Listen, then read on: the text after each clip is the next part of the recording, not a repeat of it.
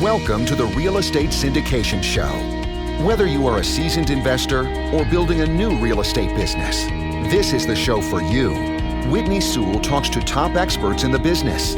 Our goal is to help you master real estate syndication. And now your host, Whitney Sewell. This is your daily real estate syndication show. I'm your host, Whitney Sewell. Today, our guest is Jorge Newbery. Thanks for being on the show, George. Hey, I appreciate you having me, Whitney.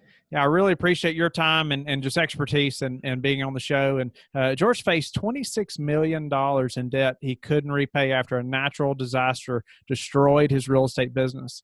Discovered strategies and tactics to settle those for pennies on the dollar and some for nothing at all. Now his mission is to make sure everyone else facing the stress of unaffordable debt can take control of their payments and live their life debt-free. And isn't that something? It's a place we all want to be in, isn't it? You know, to be debt-free. And George, give the listeners a little more about just who you are, and obviously we want to get into that story. Sure. So I'm a high school dropout. And not in a bad way. I just wanted to become an entrepreneur. I tried different businesses, and I ended up at roughly 28. I bought my first piece of real estate, which was a 4-unit apartment complex in South Central Los Angeles. Over time, that did well. So I said, hey, let me buy another building, which was 19 units. And then, I said, let me buy another one. And that was 54 units. And I kept building until this was Southern California. I had about 500 units. And, for me, it's not always good, but at the time, it's always like, go bigger, bigger, bigger. And I remember I said, I want to go bigger. And so I bought a 298 unit building in downtown Los Angeles, which at the time was my largest holding. And, that building was a mixed blessing. I'll tell you the story because it may be entertaining to your listeners. So this building was called the Ford Hotel, 1002 East 7th Street in downtown Los Angeles. It's hotel, but it's an SRO hotel, single room occupancy. And it catered to a very, very transient population. And what happened was about 4 years before, this property had sold for $4 million. And the property was in such disarray that the owner was jailed for slum conditions at the property. They have a slum housing task force in Los Angeles. So this guy went to jail. So he had to sell the property. He sold it for $2.5 million. And a year or so goes by and he gets put in jail. So then he sold the property to another buyer who bought it for $2 million. Now he went to jail. So now no one wanted to buy this property. 298 units, downtown Los Angeles. There was a classified ad. This is 1998. So 1998, a lot of deals got done in the classified ads. So I saw an ad in the Los Angeles Times classified section for 298 units, downtown Los Angeles, $850,000. And I'm saying, okay, typo, something's wrong here, too cheap. But I went down, checked out the building and heard about all the stories. And, I'm always super optimistic. And so I said, no, I can do this. And I had done some really kind of tougher buildings before. And, some of the inspectors were saying, hey, you've done pretty well in these other deals, but this, we don't want to be adversarial. You're going to end up in jail. And, but when I went ahead and I said, hey, I'm going to buy this thing. So I bought it, $850,000. And it was kind of a fun deal. I put down $200,000, which I had, saved up from other buildings, and the owner carried $650,000. So pretty easy deal to put together. And I met with the city right after I purchased it. I had inspectors from plumbing, electrical, fire, building and safety, health. They all met and they said, okay, you got 6 months. You got 6 months to finish thing. If not, we can't selectively prosecute. We're going to have to put you in jail. And I was like, okay, no, I can do it. I'll get this done. And so I set about working, and I had a pretty good sized crew. We made great progress at the property, and the inspectors would come by roughly every month and they say, hey, thumbs up. You're doing good work. But then I remember on Christmas Eve, this is 1998, Christmas Eve, a friend of mine called me in the morning and said, hey, you're in the paper. And I said, what for? And he says, 37 criminal charges filed against Redondo Beach man, which turned out to be me. And, I had no idea what was coming, completely blindsided me. And, the first thing I thought about was my parents. So this was the article was in the Los Angeles Times, the front page of the Metro section. And so I lived about 5-10 minutes from my parents. So I drove over to the house, looked for the paper, and grabbed that section out of the paper. That was the first thing that came to my mind, is my mom is going to be sitting down to her morning tea. She's British. So she's going to be sitting at her tea, leafing to the LA Times, and she's going to see that, I've just been facing all these criminal charges. And that would have been that was my most important mission, was to get that paper out of there. And luckily they never knew about the charges until about a year and a half later, once I had it all resolved. So at the time, I talked to my attorney. I said, hey, call the city attorney, see what's going on. And so he called the city attorney, and they said, hey, we're getting good reports, but we can't selectively prosecute. We put 3 guys in jail. Your guy may be doing more work, but we can't just not prosecute him. So we finally agreed that as long as I continue to make great progress, I'd pay a $10,000 fine, and I was on probation for 3 years. And if I got through and I was able to complete the building, they said my record could be exonerated, which in the end, the good news is this story has a happy ending. Not all mine do, but this one did. So it took me 11 more months. And then one day, all the departments had to come through, all the inspectors had to come through and not find a single violation in this 298 unit complex. And it took 3 tries. But it was a few days before Thanksgiving of 1999, and they came through, and not a single violation was found. They signed off on the building, and I sold it for a very tidy profit, over $1 million. And it was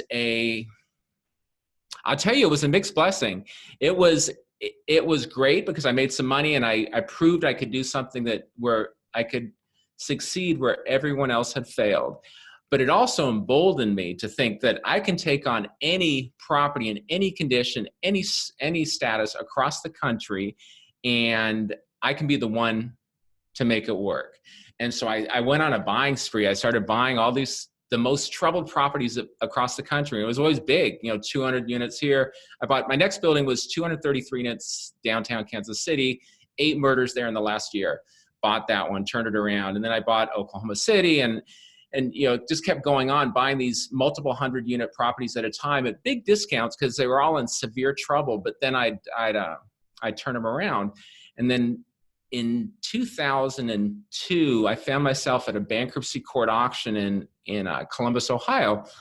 And it was for an 1,100-unit property. So just a mammoth, one of the biggest properties in the country, low-income property, but backing into one of the highest income areas in Columbus, an area called Bexley. And I paid $13.5 million for it. And it was massive. It was 54 acres, 122 buildings. Oh. 1,100 units, just all in one. It was just huge. It was one of the biggest parcels of land in the city of Columbus. And, but it was called Woodland Meadows, but it was nicknamed Uzi Alley because it was just infested with drugs, crime, gangs, prostitutes. It was just crazy. It was an extraordinary situation. But because I was so emboldened from my track record, I said, whatever, the prior group a group called PM Group out of Michigan had bought it for $20 million, several years before. Complete failure. They hadn't turned it around. But, I was saying, this big company, they failed, but I can do this. And, one of the first things I did, and this was a kind of a regular occurrence for me, I moved into the property. So, most of the, I picked out a unit, and it made the news in Columbus that, hey, this guy just moved from California. He's moving into Woodland Meadows, into Uzi Alley, and most people thought it was very noble, but the reality is I'm just kind of cheap, so I really didn't want to spend money on a hotel when I had all these vacant units at Woodland Meadows. We were probably 30% occupied, and so I bought the property. I started doing the rehab. And, the biggest problem was, at night there'd just be throngs of people on corners and stuff like that. And it just made it very difficult for the majority of the remaining tenants were people that were trying to do the right thing. And then there were people getting into trouble, dealing drugs and whatnot. And, part of the problem was we had our own security force. We had a 12-man security force. And, they go around in these little cars. We owned a bunch of cars that came with the purchase. And they would go around and they kind of stir things up. It was striking that all the security officers were white, and the majority of the tenants were minority, and it just seemed like they were aggravating the situation. So I fired them all, and I said we're going to have a community patrol, which was me, and I enlisted about a dozen residents, and I said, hey, we're going to take back this property. And we'd go up to the groups of people on the corner, and we'd say, hey, trying to clean up the property. And we just can't have y'all hanging here doing whatever you're doing. And they'd say, yeah, sure. And they move, they disperse. But like 10 minutes later, they'd be at another corner, like a block or two away. And so I said, and then they'd start saying stuff like, oh, give me a job. At first I was like, okay, I mean, we already have contractors doing work and stuff like that. I don't know. And finally, I heard it so many times. I said, I mean, this problem is not going anywhere. It's here. We got to do something. And these are mostly residents and the children of residents and children like teenagers. Somehow we got to address this situation. So finally we said, okay, we're going to give them jobs. We made a deal. We said, okay, we spread the word as we did our patrols that if you came down to this building, the Teach building, it was kind of a community center, and you show up every day for 2 weeks on time, you don't miss a single day, we'll guarantee we'll give you a job. And it could be doing demo, could be doing maintenance, cleanup. We had contractors who agreed as part of because we were spending millions of dollars in renovations of the property. We said, as part of getting the contract, you have to hire some of the residents. And everybody was kind of hesitant at the beginning, but only a few people showed up the first few days. But after those people graduated and got jobs and were really working, then it was filled to capacity. We had like 40, 50 people in each class, every 2-week class. And it started, that's when it really turned. It started, hey, when somebody had just painted a wall and now someone else tags it or something like that, these guys are, wait, I have to do that again tomorrow. And it kind of just, it worked. It was kind of people powered, where the community was rebuilding itself. And now some of the money that we were spending on renovations was getting pumped into the households of the residents that were living at the property. They were better able to pay their rent, and everything really worked. And it became a big success story in Columbus. And actually, a lot of the residents over time were hired by other outside the property. Some of them started their own businesses, construction crews and whatnot. It worked really well, big success story. But 2 years later, we had finished the rehab. We were over 80% occupied, and an ice storm hit the property. And this was Christmas Eve, 2004. And the largest disaster in Ohio history hit our property. And our property was one of the biggest, most severely impacted properties. And the property was just devastated. We had over Christmas Eve, ice storm comes through, knocks out the power to more than 40% of Columbus, including all of our property. And it stayed that way for 4 days. We had no power. And when the power went down, the boiler heaters, they went down too. So we had no heat. And it was -8 degrees outside. So you had no electric, no heat. And now all the water both in the boiler pipes and in the domestic water, everything froze. So we had no electric, no heat, and no water. And we literally 800, 900 units occupied, thousands of people living in them, lots of big units. And it was just complete disaster. Red Cross opened a shelter across the street at a church a few days later. And we called the insurance company, and the insurance company came out and surveyed the property. And a couple of days later, they said, hey, claims denied. And I said, what are you talking about? I had almost $50 million in insurance. And they said, well, yeah, but the damage was caused by faulty boilers. You needed to have boiler endorsements on your insurance. And as a result, you didn't have those endorsements, and boilers caused the problem, so you're not covered. So I ended up, something I didn't know was that when you are in when you have a big claim against an insurance company, they'll make you sue. They're not just going to pay you out. They're going to make you sue. So I had to sue them. And I made a huge mistake here. I said, okay, well, my attorney said, eventually they're going to pay you. It's just going to take time. So I borrowed money on all my other properties that were doing well across the country. And I used that money to fund the renovations of Woodland Meadows. And in the end, the insurance took a lot longer than expected. And, the city became impatient. Everybody became impatient. I ran out of money. I couldn't borrow any more money. It was over $10 million that I borrowed. And I ended up, the city seized on an opportunity to take the property from me, which is what they ended up doing. They still own it to today. And in the end, I lost everything, including all my other properties. I ended up with $26 million in debt I couldn't pay, never filed bankruptcy. And the good news is I learned strategies of how to deal with kind of overwhelming debt when you just can't afford it. And I was able to help other people. Now my mission is to help other people who run into similar challenges and get them out of debt. Lots of times it's smaller numbers, but the feelings are still the same. The feelings of failure, embarrassment, shame. Where did I go wrong? What could I have done differently? Technology is creating opportunities in the commercial real estate industry at an increasingly rapid pace. Technology-fueled innovations are enabling those forward-thinking firms to reduce back-office costs and risk, raise equity faster, and increase asset performance so that they can focus more time on activities that drive revenue. Today, IMS is the most widely adopted investor management software for commercial real estate firms. Visit us at investormanagementservices.com. So that's probably a story of what many of your listeners probably don't want to go through. Yeah, but it's what I went through. Well, I didn't even want to stop you because you were going into lots of detail that was really good and just showing just your determination time and time again to go through those properties that were so difficult to turn around.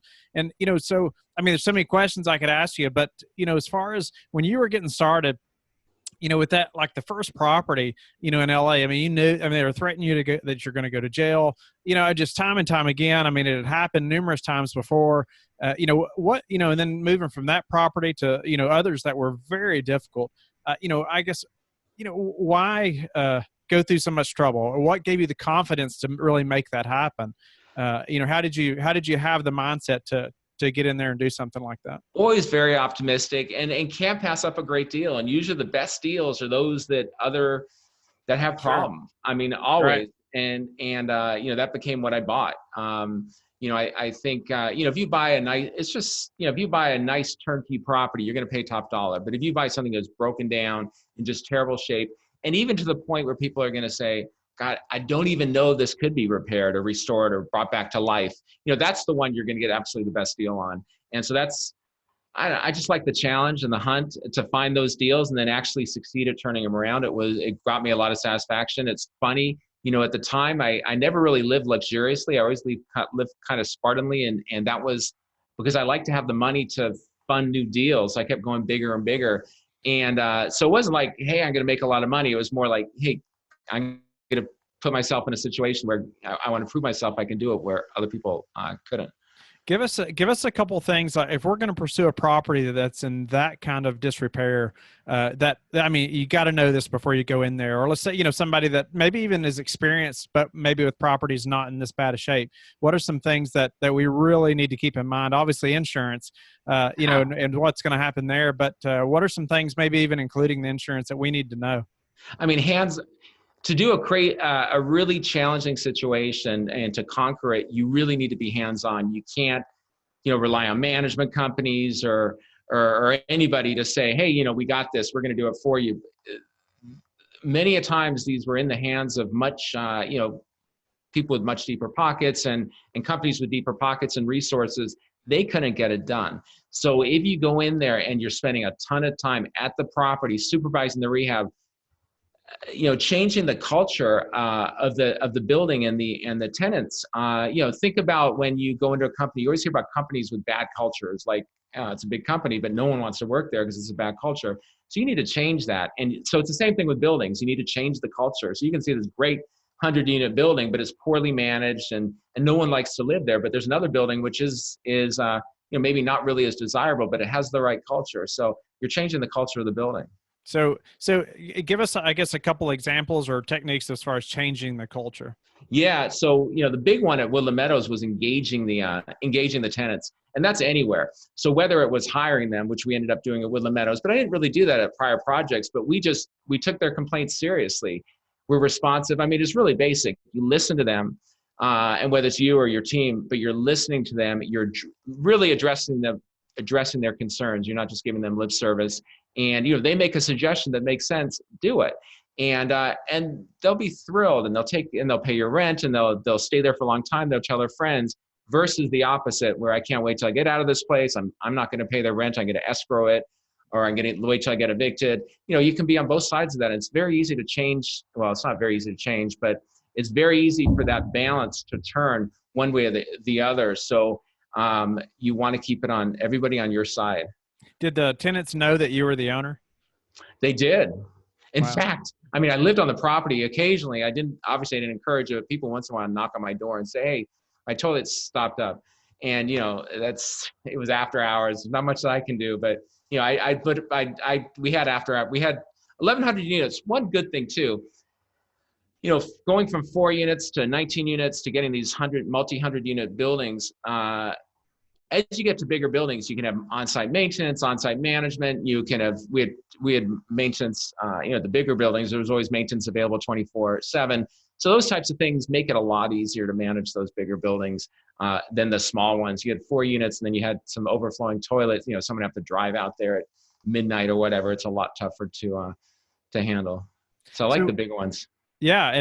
But, as far as, what you learned about insurance alone, what do we need to know so that doesn't happen, in the future to us to have the correct insurance in place? So here's the challenge. So, it's hard to prevent. So it's easier to say, hey, if I had only had a big name insurance companies may be a little bit better generally than kind of the second or third tier insurance type that I had there. But, the major insurance companies generally won't insure Uzi Alley. They just, all these murders, chaos, they're going to see that right away and say, pass. So you always get kind of the bottom rung insurers, which are most expensive, also resort to these types of tactics so it is, you're going in, if you have a significant insurance loss, which rarely would it be that significant, expect to face a challenge. I'd say my biggest mistake, and probably the biggest lesson, is that I wish I had followed there, is to let each building stand on its own. Obviously, and I'm sure most of your listeners, when they buy multiple buildings, typically they have one LLC for each building. Makes total sense. And that's what I had here. But when things went bad, if the insurance company wasn't going to pay me, I should have just said, I can't rehab it. We got to close the building. And that would have caused some short-term pain, but it would have been very early on. And it would have been to the point where, now the insurance company, it would have been in the news that, hey, this insurance company is not paying on this huge claim, versus getting 8, 9, 10, 11 months later. And now I'm saying, hey, the insurance company's not paying. It was already, at that point, all the fingers were pointing at me. They should have been pointing at the insurance company. And think about this.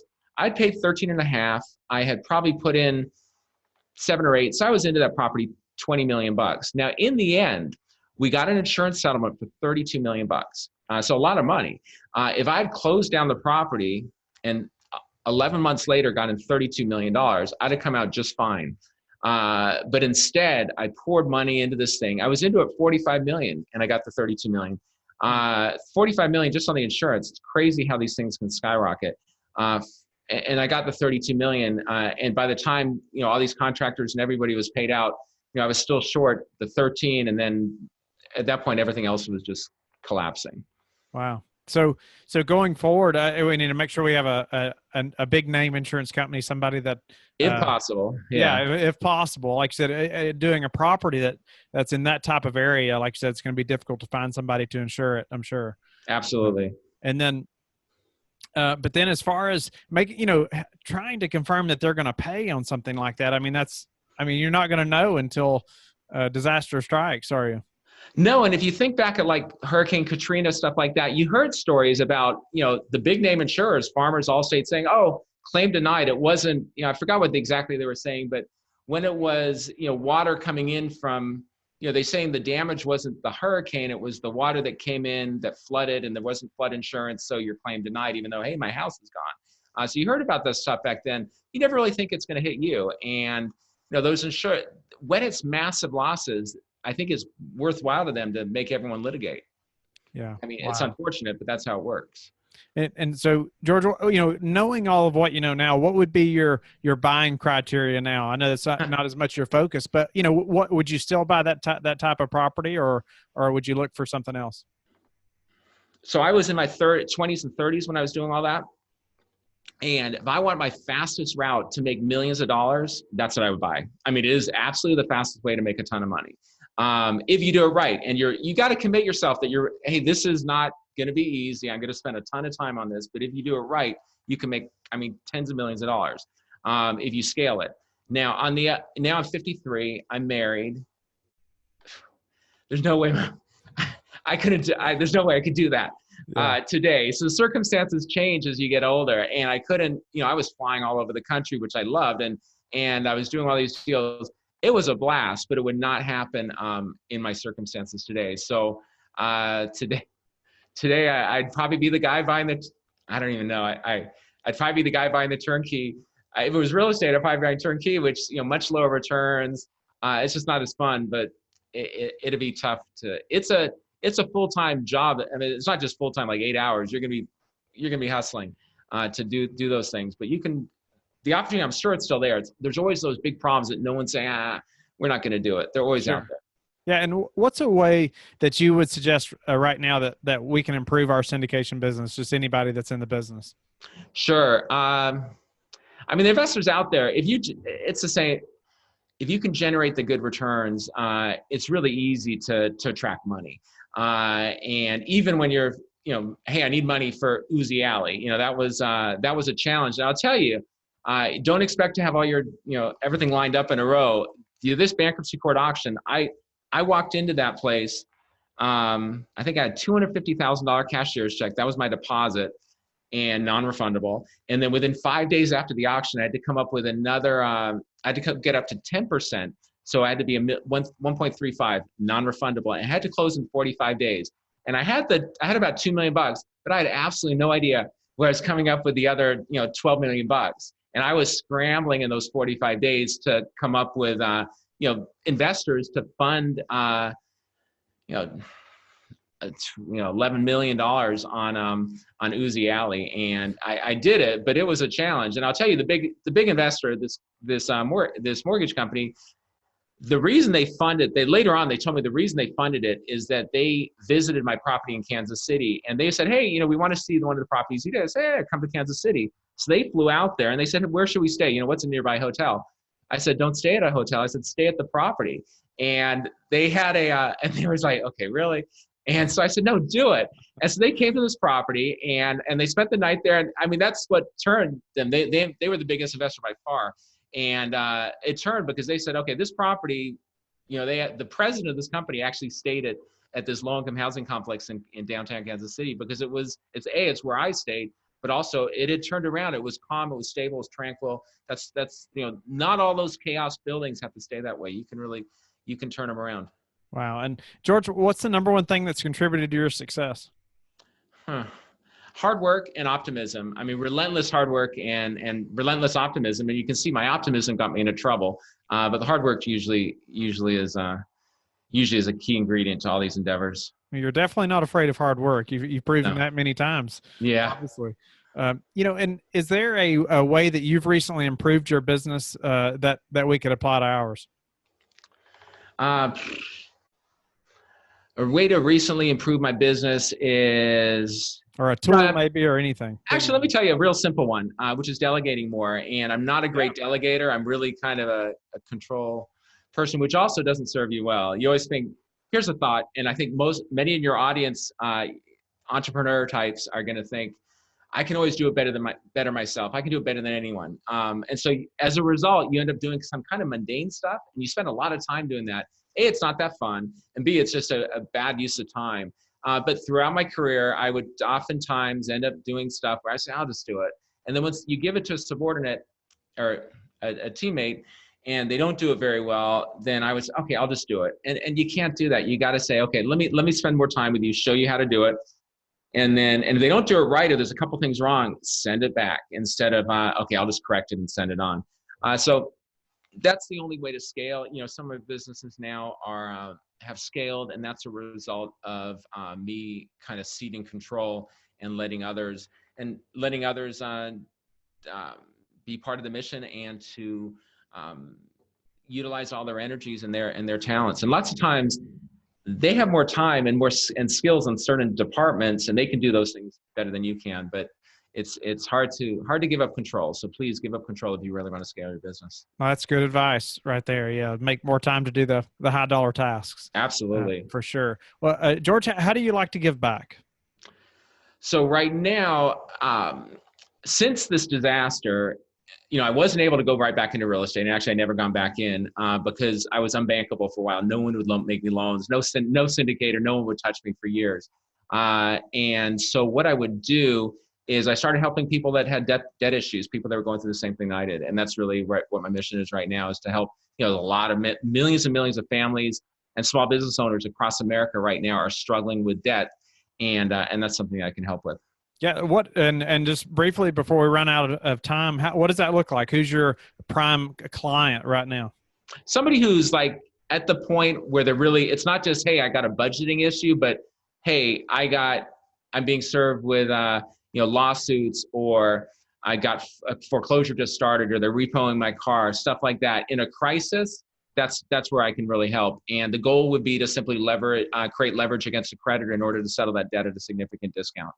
Great. So, thank you again, George, for being on the show. I really appreciate the stories and just all that we can all learn from. It's just really great stuff, and unfortunately at your expense. But hopefully we can all learn from that. And I'm thankful you have come through that. And obviously you're a really hard worker, and you're making it happen again. But tell the listeners how they can get in touch with you and learn more about your current business. Sure. So my current business is called Debt Cleanse Group Legal Services, and you can simply visit debtcleanse.com, debtcleanse.com. And you can also, if you want to hear the story, so I gave you a bit of my background. I wrote a book because it was so crazy that I had to share. As I went forward, I needed to put my side of the story and of what happened out there. So there's a book called Burn Zones. It's available on Amazon and Audible and Barnes & Noble, places like that. And it gives a story of me, buying all this real estate, making a ton of money, and then losing it all. And so I encourage listeners, if they're interested, take a look at that. If they're in trouble with their debt, or they know somebody who is, please have them contact us at Debt Cleanse. Awesome. George, thanks again. And I also appreciate the listeners being with us every day and listening to these experts give their stories and their expertise. And I hope you all will also go to LifeBridge Capital and connect with me and join our Facebook group, The Real Estate Syndication Show. And we will talk to each of you tomorrow. Thank you for listening to The Real Estate Syndication Show, brought to you by LifeBridge Capital. LifeBridge Capital works with investors nationwide to invest in real estate, while also donating 50% of its profits to assist parents who are committing to adoption. LifeBridge Capital, making a difference, one investor and one child at a time. Connect online at www.lifebridgecapital.com for free material and videos to further your success.